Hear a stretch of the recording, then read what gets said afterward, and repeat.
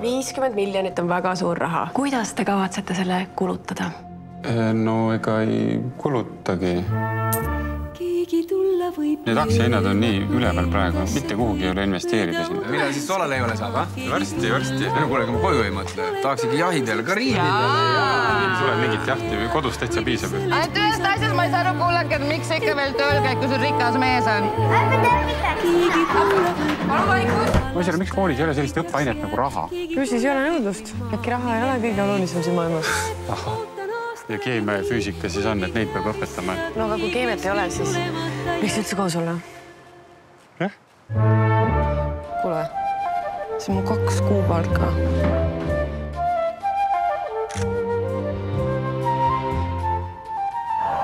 Ma loodan, meie ei muutu.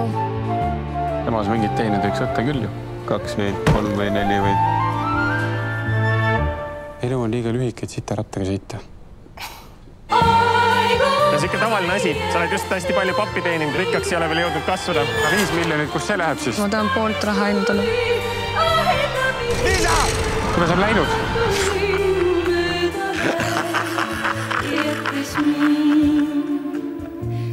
Kaua see kestab veel?